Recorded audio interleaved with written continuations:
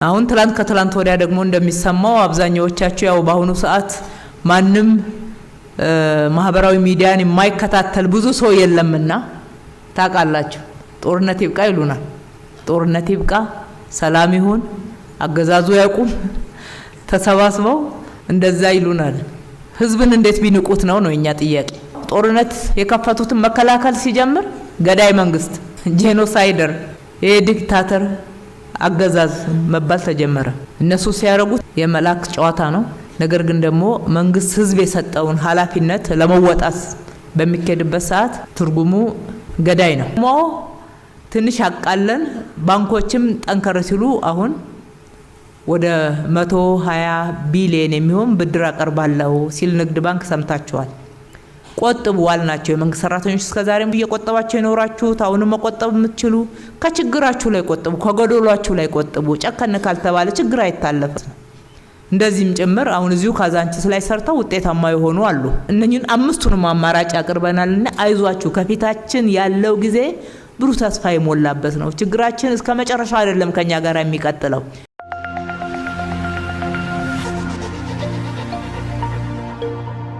ጀምቦሮ ሪል ስቴት በቦሌ ኤርፖርት ጀርባ በ93 ማዞሪያ በ4 ዓመት ጊዜ ውስጥ 4 ብሎኮችን ጥንቅቅ አድርገን አስረክበናል።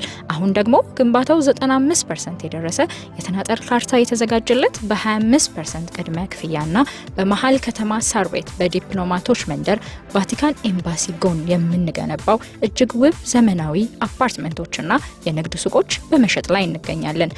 ጀምቦሮን ሲመርጡ ቤት ብቻ ሳይሆን የሚሸጥሉት የወደፊት መኖር የሚፈልጉት ቅንጡ የሆነ የኑሮ ዘይቤ ነው።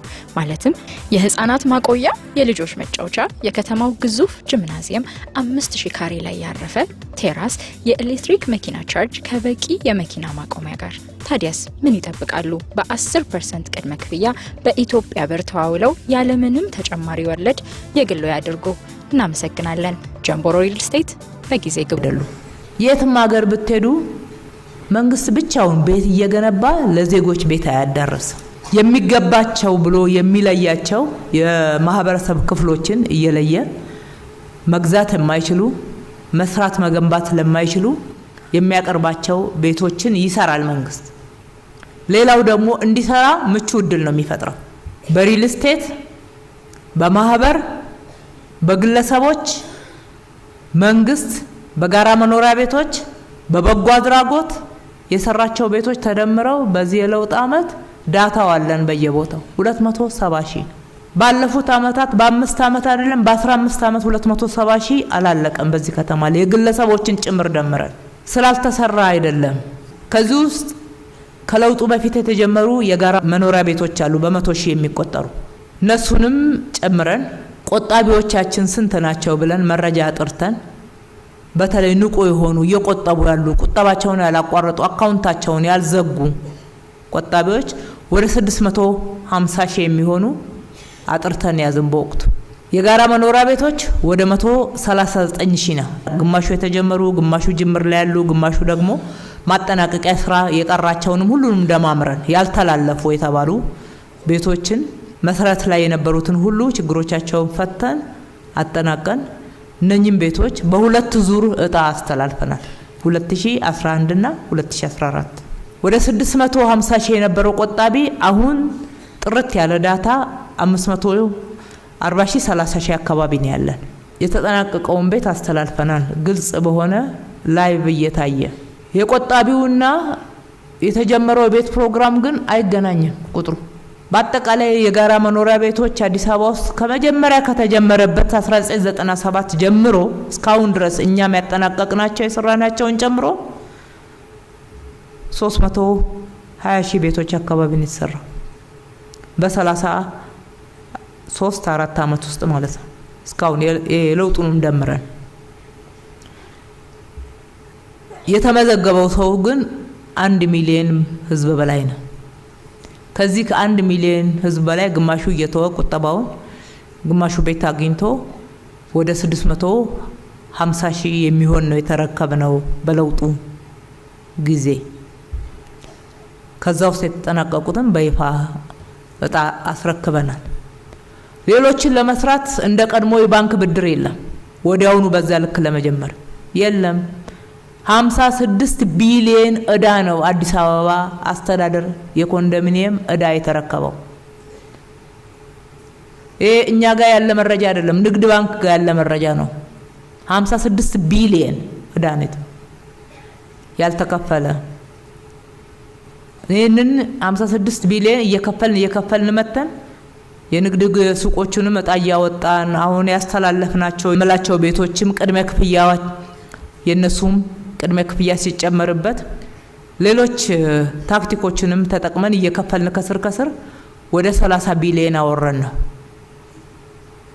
ያው ይወልዳል ደግሞ ተከፍሎ እስካላለቀ ድረስ እንደምታውቁት ንግድ ባንክ ሊሰርዝልን አይችልም። የግሉ አይደለም፣ ያው የቆጣቢዎች የባለ ሀብቶች የመሳሰለ ገንዘብ ነው የሚይዘው።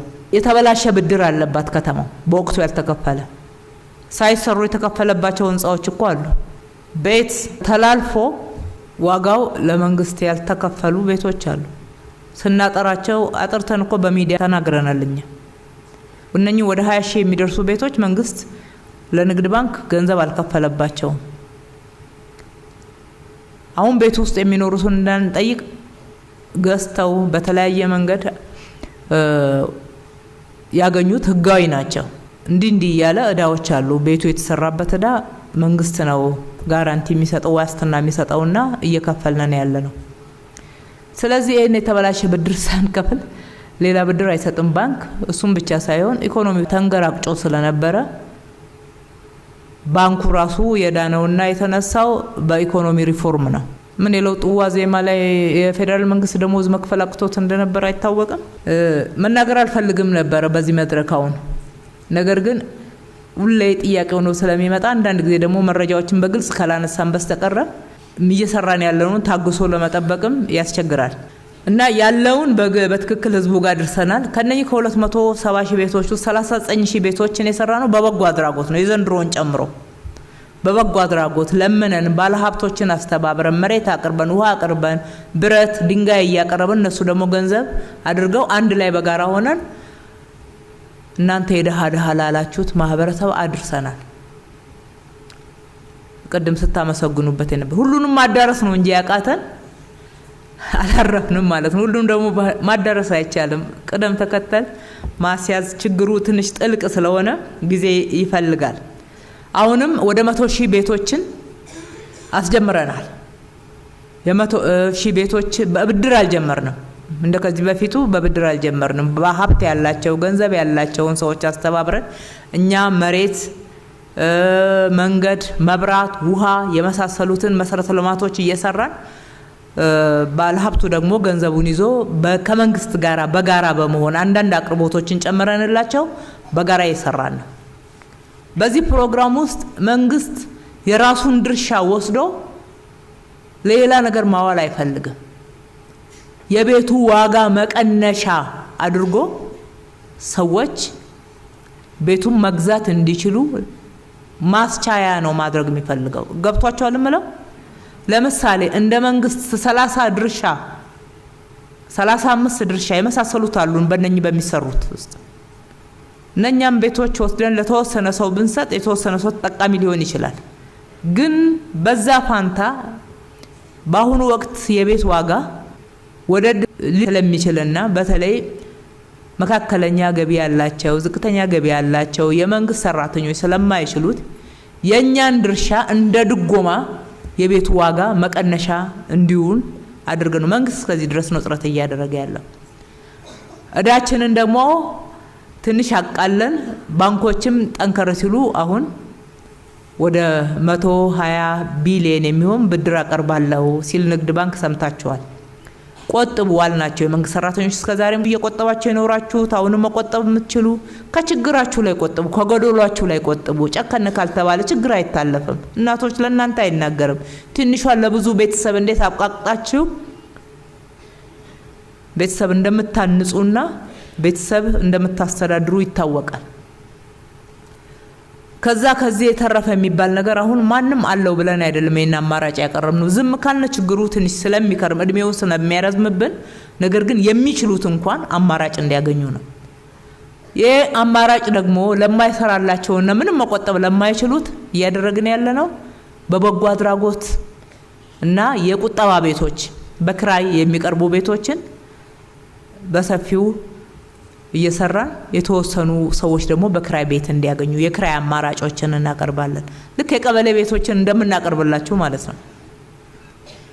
በማህበር መስራት የሚችሉት ደግሞ ራሳቸው ተደራጅተው ራሳቸው በማህበር መስራት እንዲችሉ አሁንም ወደ 40 እንደዚህ የሚሆኑ ማህበራት ተደራጅተው ወደ ተግባር እየገቡ እንደሆነ አውቃለሁ። በእነኚህ ሁሉ አማራጭ ነው። በአራተኛ እና በአምስተኛ ደረጃ በሪል ስቴት አቅም ያላቸው የደሃውን ድርሻ እንዳይጋፉ በሪል ስቴት ቤት እየተገነባ አቅርቦቱ እንዲጨምር ማድረግ፣ በግላቸው ቤት መገንባት የሚችሉት ደግሞ መገንባት እንዲችሉ ማስቻል ነው። ግልና ግልም ደግሞ መሬት ያለውና ቤት ያለው አዲስ አበባ ውስጥ እነኚህ የድሮ ቤቶች ያሏቸው ገንዘብ ግን በቂ የሌላቸው በርካታ ነዋሪዎች እንዳሉ አይተናል። እነሱን ገንዘብ ካለው ጋራ የህግ ከለላ ኖሯቸው በጋራ ሆነው በአጋርነት ሰርተው የቤት ባለቤት እንዲሆኑ የገቢ ማስገኛም ጭምር እንዲያገኙ፣ ገንዘብ ያለው ደግሞ መሬት ተቸገርኩ ከሚል ከነሱ ጋራ ሰርቶ ወደ ላይ መስራት ይቻላል። ስለዚህ 1 እና 2 ቤት ብቻ ባለበት ቦታ ላይ 20 30 40 ቤት መስራት ስለሚቻል ማለት ነው። እንደዚህም ጭምር አሁን እዚሁ ካዛንቺስ ላይ ሰርተው ውጤታማ የሆኑ አሉ። እነኚህን አምስቱንም አማራጭ አቅርበናልና አይዟችሁ፣ ከፊታችን ያለው ጊዜ ብሩህ ተስፋ የሞላበት ነው። ችግራችን እስከ መጨረሻ አይደለም ከኛ ጋር የሚቀጥለው። ሊያንኳስሰው የሚችል ሚና አይደለም ስትወጡ የቆያችሁት። 2011 2012 2013 14 የነበሩብንን ፈተናዎች አስታውሱ። ከባባድ ነበሩ። ከሰላም አንፃር እናንሳ። እናንተም ዋናው ሰላም ነው ብላችኋል። ልክ ነው፣ ዋናው ሰላም ነው። ሰላማችንን ለማደፍረስ ደግሞ የሚጥሩ አካላት እንዳሉ ዛሬም እናውቃለንና እንሰራለን ያላችሁት ትክክል ነው። ሰላምን ሊያደፈርሱ የሚፈልጉ ስላልነበሩ አይደለም አዲስ አበባ ሰላማዊ ሆና እስከዛሬ ቀጠለችው። ሀገራችንን በአንጻራዊነት ወደ ሰላም መስመር እየመጣች ያለችው ሰላምን የሚያደፈርሱ በየቦታው ስላልነበሩ፣ ስላላቀዱ፣ ስላልተዘጋጁ፣ ጥረት ስላላደረጉ ሳይሆን ህዝቡ የሰላም ባለቤት ስለሆነ ነው። በተለይ ሴቶች ደግሞ የሰላም እጦት ከማንም በላይ የሚጎዳው ሴቶችን ነው፣ ህፃናትን ነው። ስለዚህ ከኛ በላይ የሰላም ዘበኛ የሰላም ጠበቃ መሆን የሚገባው የለም ብላችሁ ያረጋችሁት አስተዋጽኦ የሰራችሁት ስራ ትልቅ ክብር የሚቸረው ነው። አዲስ አበባ ውስጥ እንደምታውቁት የሰላም ሰራዊት ከ50 እጅ በላይ ሴቶች ናቸው። አካባቢያቸውን በመጠበቅ ፍለፊት አካባቢ በመጠበቅ ብቻ ሳይሆን መረጃ በመስጠት በማጋለጥ ያለምንም ፍርሃት የትኛውም አይነት ጉዳይ ቢከናወን የመጣው ይምጣ ብለው ተጋፍጠው መረጃ በመስጠት በኩል አጠቃላይ እስከዛሬ ድረስ የነበሩንን ጥቆማዎች፣ መረጃዎች፣ ማስረጃዎች በአንጻራዊነት ስንመዝን የሴቶች ቁጥር ከፍ ያለ ነው። ምን ያህል ሰላም ወዳድ እንደሆኑ ብቻ ሳይሆን የፈለገው ችግር ቢመጣ ሌላውን ከሚጎዳ እኔ ራሴ ሰጥቼ ተጋፍጬ እኔ የሚደርስብኝን እቀበላለሁ። ችግር እንኳን ቢመጣ አካባቢዬ ግን ሰላም መደፍረስ የለበትም። የከተማዬ ሰላም መደፍረስ የለበትም። ንብረት መጎዳት የለበትም። ሰው መጎዳት የለበትም። መከላከል ይኖርብናል የሚል ፍለፊት መጋፈጥ በየመድረኩም ደግሞ ምስክርም በመሆን ጥቆማን በመስጠት ያላችሁ ተሳትፎ በማንም ሊተካ የሚችል አይደለም። የአዲስ አበባ ሰላም ቀጣይነት እስከዛሬ ድረስ ባለው በታየው ደረጃ እንዲታይ በማድረጋችሁ ከተማ አስተዳደሩ እጅግ አድርጎ ያመሰግናችኋል። እንግዲህ ስለ ሰላም ካነሳን አይቀር እንደምታውቁት በሀገራችን ውስጥ ሰላም እጅግ በጣም ወሳኝ ሚና አለው። በተለያዩ ወራሪ ኃይላት ሀገራችን ሉዓላዊነቷ ሊደፈር ሲል ሁሉም ኢትዮጵያዊ አንድ ሆኖ ብሎ በጀግንነት የኢትዮጵያን ሉዓላዊነት ያስጠብቃል። የኢትዮጵያን ሰላም በማረጋገጥ በኩል የሚታማ ህዝብ አይደለም፣ ጀግና ህዝብ ነው ያለን። እዛ ላይ ብዙ መለያየትም አይታይም፣ መበታተንም አይታይም። በጋራ መቆም ነው የሚታየው። ታሪካችን ይሄ ነው። ነገር ግን ወደ እርስ በርስ ሲመጣ ግን ወደ ሀገር ውስጥ ሲመጣ ግን እንደዛ አይደለም። ይሄ በግልጽ መነጋገር አለብን። ህመማችንን ደብቀን ሙሉ ፈውስ የለም።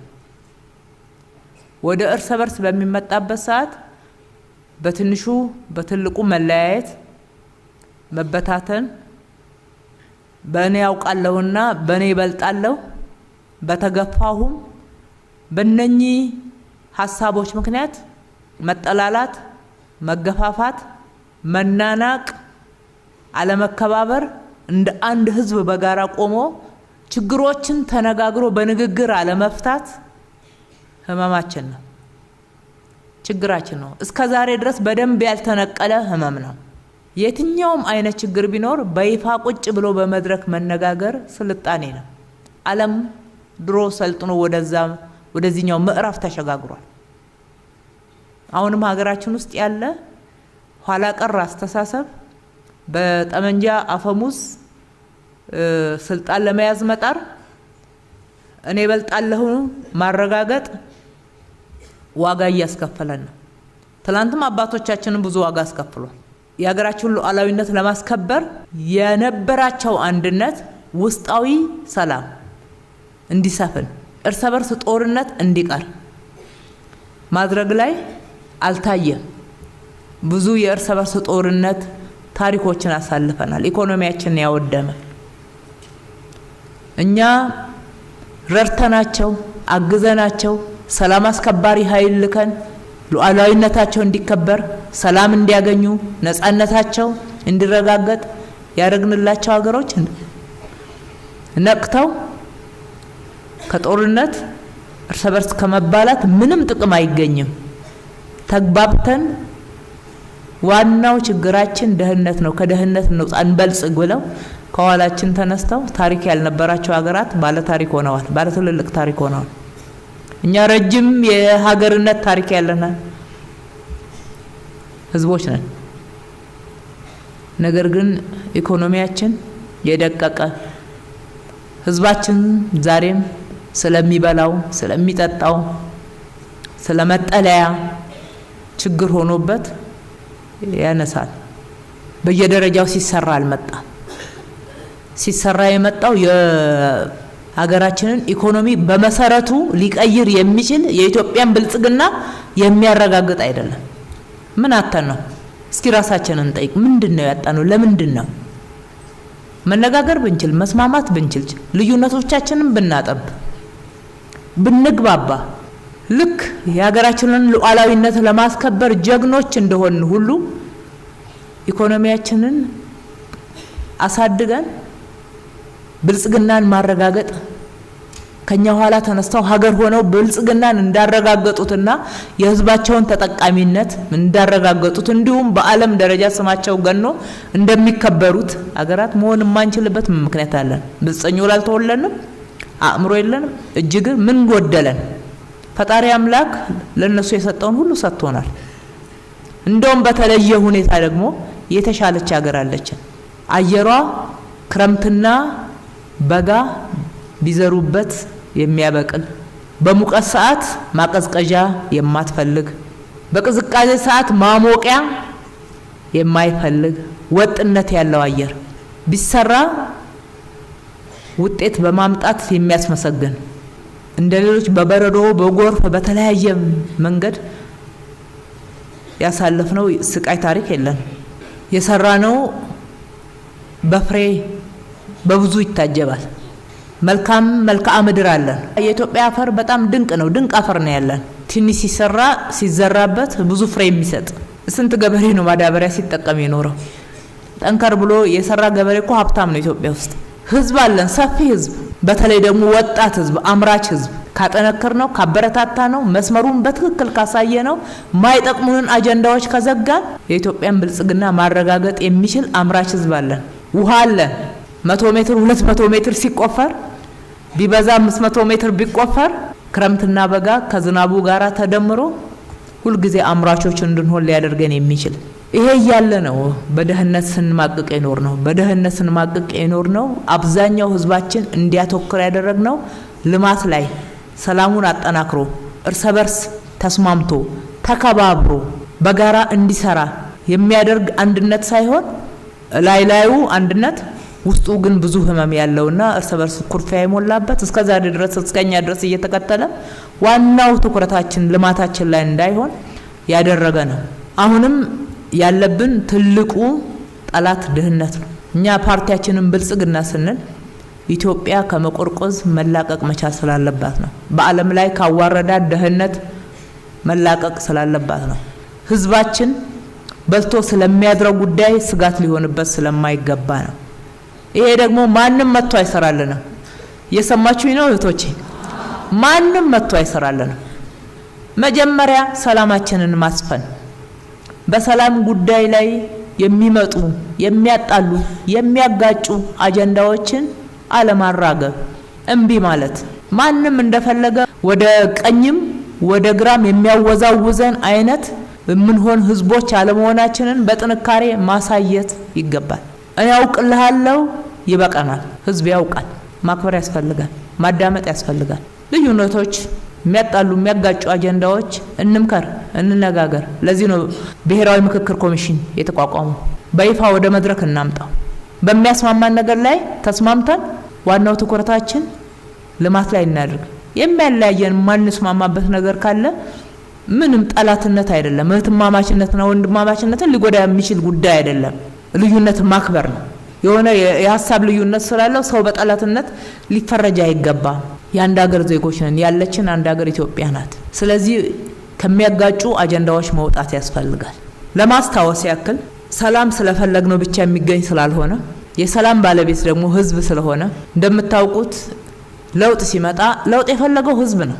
ከፍተኛ ግፊት ያደረገው ህዝብ ነው። ብዙ ወጣቶች የህይወት ዋጋ ከፍለዋል። ለውጥ መጣ።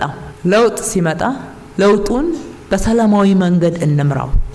እስከመቼ በኢትዮጵያ ታሪክ ውስጥ የማያቋርጥ ሰዶ ማሳደድ፣ አዲስ የመጣ ስርዓት የባለፈው ስርዓት ላይ በተለየ ሁኔታ መዝመት፣ ሁልጊዜ ስልጣንን በጉልበት በጦርነት ወይም በመፈንቅለ መንግስት ማግኘት፣ እንደዚህ አይነት ታሪክ አቆርቁዞናል፣ ወደ ኋላ መልሶናል። ከዚህ እንውጣና አሁን የመጣው ለውጥ በሰላማዊ መንገድ ነው። ለውጥ ግፊት ሲደረግ እዛም እዚህም የተከፈለ ዋጋ ቢኖርም በአንጻራዊነት በሰላማዊ መንገድ የተገኘ ለውጥ ነውና ግጭት ይብቃ። በሰላማዊ መንገድ ለውጡን እንምራ። በይቅርታ እንሻገር። ምህረት ይደረግ። ጥፋቶች ቢኖሩ እንተው። እስኪ የኢትዮጵያን ታሪክ እንደ አዲስ እንጻፈው። ያሉን የመንግስት ስርዓቶች ሁሉ ወደ ኋላ፣ አዲሱ ሲመጣ የቀድሞዎቹን አሳዶ ሲያስር ሲገድል ሲያጠፋ፣ አዲሱ የተተካውን ደግሞ ወይ በመፈንቅለ መንግስት ወይ በጦርነት ስናስወግድ፣ እንደገና የመጣው ደግሞ ተመሳሳይ ነገር ሲያደርግ ምን ተረፈን? ድሆች ከመባል ውጪ ቂም፣ በቀል፣ እንደዚህ አይነት ነገሮች ናቸው ያተረፍነውና ይሄ ምዕራፍ ይዘጋ። በይቅርታ እንሻገር። በምህረት እንለፈው። ጥፋቶች አሉ። ጥሩ የተሰሩ ነገሮች አሉ። አሉ። ሁሉም ነገር በሚዛኑ እንመልከተው የሚለው ሲመጣ የልፍስፍስ መንግስት ተባለ። ታስታውሱ? ልፍስፍስ መንግስት እንዴት በይቅርታ ይመራል? መንግስት እንዴት በምህረት ይመራል? ህግ ማስከበር ሲያቅተው የመንግስት ስልጣን እንዴት እንደሚመራ ልምድ ስለሌላቸው ነው፣ እውቀት ስለሌላቸው ነው። ብዙ ነገር አላስተናገድ ነው።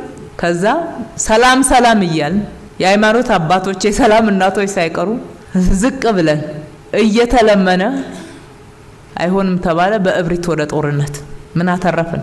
ታውቃላችሁ። በዛ ወቅት የአባይ ጉዳይ ዋና አጀንዳ ነበር። በዛ ውስጥ የአባይን ጉዳይ ሰርተን እንዳንጨርስ የሚፈልጉ ኃይሎች እንዲጠቀሙ በወቅቱ የነሱ ተወካይ ሆኖ የውክልና ጦርነት እስከማካሄድ ተሄደ። በርትተን አካሄዱ ኢትዮጵያን ስለሚያፈርስ ተገቢ ስላልሆነ ያው መከላከል ግድ ነው፣ ማስቆም ግድ ነው። ብዙ የመንግስታዊ ተቋማት አስቸጋሪ ሁኔታ ውስጥም ቢኖር ህዝቡ ከልቡ ስላመነና ስለተሳተፈ ያንን ጦርነት መልክ ማስያዝ ተቻለ። ግን ብዙ የህይወት ዋጋና የንብረት ዋጋ ተከፈለ። ለልማት ቢውልስ ኖሮ ምን ነው ብንደማመጥ? እንደምታውቁት ነው። ልክ መንግስት ደግሞ ተደራይቶ ጠንከር ብሎ በዛም በዚህም ታጥቀው ጦርነት የከፈቱትን መከላከል ሲጀምር ገዳይ መንግስት፣ ጄኖሳይደር፣ የዲክታተር አገዛዝ መባል ተጀመረ። እነሱ ሲያረጉት የመላክ ጨዋታ ነው። ነገር ግን ደግሞ መንግስት ህዝብ የሰጠውን ኃላፊነት ለመወጣት በሚከድበት ሰዓት ትርጉሙ ገዳይ ነው። በሰላም እንፍታው ሲባል ህግ ማስከበር የማይችል ፍስፍስ ነው። ህግ ሲያስከብር ደግሞ ገዳይ ነው። ጨዋታው ለህዝብ አስቦ እንዳልሆነ ያዞም ባንደሆነ እንዲገባችሁ ነው ይሄንን ማነሳው። መንግስት ጠንከር እያለ ሲመጣ ደግሞ አሁን ታቃላችሁ በርካታ የኢኮኖሚ ሪፎርሞችን አድርገን ሀገራችን በፈተና ውስጥም ቢሆን አስደናቂ ድሎች እናንተ የተቃቀሳችኋቸውን ጨምሮ አስደናቂ ድሎችን ፈጣሪ አምላክ ረድቶን ተመዝግበዋል። አባይን የሚያክል ትልቅ በዘመን በቁጭት ስንነጋገርበትና ስንቆጭበት የኖርነውን መገደብ ችለናል። ህዝቡ አዋጥቶ በጋራ ሆኖ በጋራ ቆመን አንድ ትልቅ ታሪክ በጋራ የሰራነው እሱ ነው። የአረንጓዴ ልማት አሻራ የአየር ንብረት ብክለት ቀላል ነገር እንዳይመስላችሁ ዓለምን እያመሰ ነው። ከዛ ቀድመን ራሳችንን ለማከላከል ምግባችንን ሳይቀር በቢሊዮኖች ተክለናል። በጋራ ነው ህዝቡ ወጥቶ ተረባርቦ እሺ ብሎ ይሄንን የሰራው። የኢኮኖሚ ሪፎርሞችን አድርገን ለውጦች እየታዩ ነው። ዓለም ላይ የኑሮ ውድነት አለ። በኮሮናም በሌሎችም በጦርነትም በተከሰቱ ችግሮች ምክንያት ዓለም ላይ ከፍተኛ የኑሮ ውድነት የማይነገርበት ሀገር አታገኙ። እኛም ሀገር ከውጪ ባለውም ጫና ሀገር ውስጥ ባለውም ችግር ምክንያት የኑሮ ውድነት አለ። የቤት ጥያቄ አለ። እንደምታውቁት ህዝቡ በየደረጃው ያለው ስርዓት ቤት እየሰራ የቤት ባለቤት አርጎት ቢሆን ኖሮ ይሄ ሁሉ ለምን የቤት ጥያቄ ይሆናል? ዛሬ ሁሉ ነገር ባንዴ ሊፈታ አይችልም። ልክ ነው። የቤት ጥያቄ አለ፣ ያስፈልጋል። የመንግስት ሰራተኛው የደሞዝ እጥረት አለበት። ደሞዙ በተለይ በከተማ ኑሮ ሸማቹን ማህበረሰብ የከተማውን ነዋሪና የመንግስት ሰራተኛውን ያለው አሁን የገበያ ሁኔታ ጫና ይፈጥርበታል። የኑሮ ውድነት አለ፣ ኢንፍሌሽን አለ። ይሄ ጫና እንደሚፈጥርበት በሚገባ ይገባናል። ይሄንን እንዴት መወጣት አለብን ብለን እየሰራናቸው ያሉት ስራዎች ደግሞ በጎን በኩል አሉ። ካልሰራን በስተቀር ማንም መጥቶ ዶላር አፍሶ ይሄን ችግር ሊፈታልን የሚችል የለም። ወይ ደግሞ እነኚህ የሚናገሩ ሰዎች የተለየ የማናውቀው ሀብት ኖሯቸው በድንገት በበጀት አድርገውን ይሄንን ችግር የሚፈቱልን በሆነና በሰጠናቸው የተመኙትን ስልጣን ባስረከብናቸው እውነቱ እሱ ቢሆን ኖሮ። ስለዚህ በዚህ ወቅት ይሄ ኑሮ ጫና እንዳለ ስለሚያውቁ በጦርነት ማሸነፍና የመንግስት ስልጣን መያዝ እንደማይቻል ሲገባቸው አሁን ደግሞ እንደምታዩት ያዞምባ የመንግስት ሰራተኛው ተጎዳ፣ ደሞዙ በቂ አይደለም፣ ቤት የለውም፣ የኑሮ ጫናው ከባድ ሆኗል፣ የኑሮ ውድነት ጎዳው። ታዲያ ለምንድን ነው የከዛቸው ኢኮኖሚ ማከለ በጦርነት የሚያጠፉት? እንደዛ ከሆነ እውነተኛ መራር ከሆነ ለምን በጦርነት እናጠፋዋለን? ጥቂት ቁጭ ይደረግ፣ ህዝብ የመረጠው መንግስት ይከበር፣ አያውጣ ለጦርነት ወጪ፣ ህግ ለማስከበር ሌላ ጫና ይፍጠሩ እና እሱን ለጥቅማ ጥቅም ለመንግስት እነኚህ የተጓደሉ የመኖሪያ ቤቶችን ለመገንባት ለልማት ምን ያህል እንደታጠቅን አይታችኋል። እሱን እንስራበት። እንደዛ ከሆነ አዘኔታቸው ከየትም ማምጡት ሳይሆን መጀመሪያ የአፍራሽነት ሚና ማቆም፣ ከዛ ነው የሚጀምረው እውነተኛ አዛኝነት። ከዛ ውጪ አዛኝ ቅቤ አንጓች ወይም ደግሞ ያዞምባ ነው የሚሆነው። አሁን ከትላንት ወዲያ ደግሞ እንደሚሰማው አብዛኛዎቻችሁ ያው በአሁኑ ሰዓት ማንም ማህበራዊ ሚዲያን የማይከታተል ብዙ ሰው የለምና ታቃላችሁ። ጦርነት ይብቃ ይሉናል።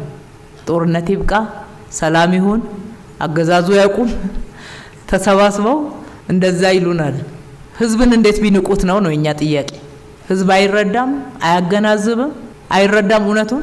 ጦርነት ይብቃ የተባለ እኮ ታጣቂ ኃይልን አይደግፍም። ገንዘብ እያሰባሰበ ለታጣቂ ኃይል በለው እያለ ንብረት አያወድም፣ ህዝብ አይዘርፍም፣ አያግትም፣ አይነጥቅም። መንግስት የጎደለውና ያጠፋው ነገር ካለ ቁጭ ብሎ በሰላማዊ መንገድ እንምከር የሚል ተደጋጋሚ ጥሪ ተደርጎለታል። የሰላም ጥሪ ተደርጓል። በዛ መንገድ ነው መከድ ያለበት። በጥቅሉ የሰላም ባለቤት ህዝብ ነው። ሰላማችንን አጥብቀን እንያዝ። በአዞምባ ላይ እንንቃ። አልነቃችሁም ብዬ አይደለም፣ ብዙ አካል ማንቃት ስለምትችሉ ነው። ትላንት ከዚህ በላይ አዲስ አበባ ተቀባለች፣ አዲስ አበባ ጀምረን እንጨርሰዋለን በተባለ ሰዓትም ጆሮ ሳሰጡ እንዴት አርጋችሁ ሰርታችሁ ለውጥ እንዳመጣችሁና የጥፋት ኃይልን እንዳከሰራችሁ የቅርብ ቀን መረጃ ነው። አሁንም ቢሆን በዛ ልክ ህዝቡ መንቃት፣ አካባቢውን መጠበቃል። አዲስ አበባ ውስጥ አንዳንድ ነገሮችን የማድረግ እቅድ አላቸው። አይችሉም፣ እንደማይችሉ በእርግጠኝነት መናገር ይቻላል። ግን ደግሞ የማይችሉት እንደ ከዚህ በፊቱ ተባብረን ስንሰራ ነው። እንደ ከዚህ በፊቱ ስትጠቁሙ አካባቢያችሁን ስትቃኙ ስትሰሩ ነው። እዛም እዚህም እንዳሸባሪ በሌብነት ተደብቆ ነገር በማፈንዳት አንድ ነገር በማጥፋት በማቃጠል ህዝብ ለማሸበር ያላቸውን እቅድ ማወቅ ጥሩ ነው። ፖሊስ ለዚህ ነው ሰሞኑን ጠበቅ ባለ ሁኔታ በየቦታው ፍተሻ እያደረገ ያለው እናንተም በሰጣችሁ ጥቆማ መሰረት ማለት ነው። እየተያዘ ያለውንም ከስር ከስር እየገለጽንላችሁ እንሄዳለን። ስለዚህ እኛ ዋናው ትኩረታችን እናንተ አሁን የምታነሷቸው አይነት ጥያቄዎች እንዲመለሱ ነው። መስራት የምንፈልገው ልማት ነው። አገርም ማበልጸግ ነው። ኢትዮጵያን ምንም ነገር ሳይጎላት እያዋረዳት ያለው ድህነት ነው።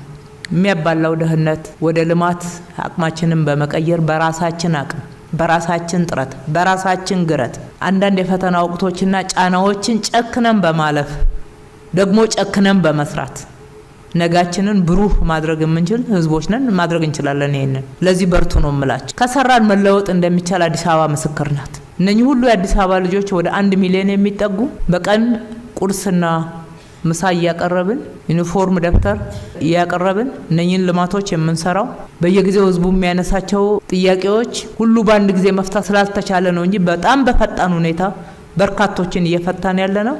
በዚሁ በከተማ በጀት በእናንተ ተሳትፎ ነው።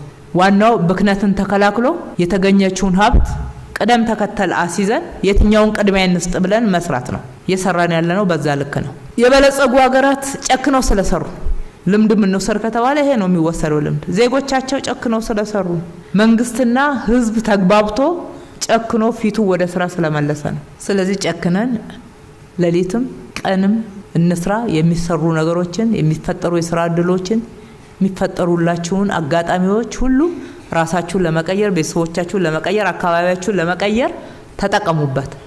ለውጥ የጥረት ውጤት ነውና ለውጥ ደግሞ ሁሉ ነገር ይሄ የተከመረው ችግር የቆየው ሁሉ ባንዴ አይፈታም።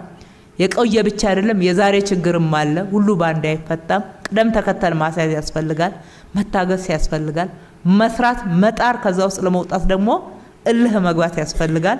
በዛ አይነት ችግሮቻችን ይቀርፋሉ። ብርቱ ህዝቦች ነን። ከፊታችን ያለው ምንም አትጠራጠሩ። ማንም ልባችሁን ያውርድ። ብልጽግና ነው ከፊታችን ያለው። ኢትዮጵያ ትበለጽጋለች።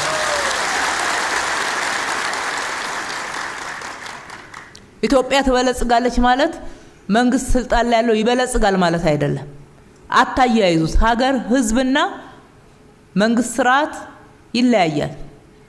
ብልጽግና የብልጽግና መሰረትን ጥሎ ስልጣን ሊለቅ ይችላል። የመረጣችሁት ወደ ስልጣን ሊመጣ ይችላል። የተጀመረውን የኢትዮጵያ ብልጽግና ግን ማስቀጠል ግዴታው ነው።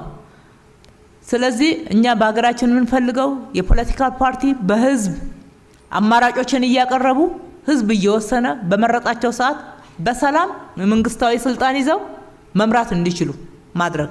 ሌላው ደግሞ ስልጣን ላይ የነበረው ተፎካካሪ ሆኖ የበለጠ ራሱን አደራጅቶ እንደገና ደግሞ ለምርጫ መቅረብ የሚችል እንደገና ሌላው ዓለም ላይ የሆነ አይደለም። ስለዚህ እኛ ጋርም ይቻላል። ደሞቺ የጥሪው ዕለት አንድ ቀን ጥለናት ለምን ሄድ ዓለም እስከ ጥግ ድረስ ሄዶ መጠላላትና መገፋፋት ተገቢ አይደለም። ፈጣሪ አምላክ ማስተዋሉን ያብዛልን።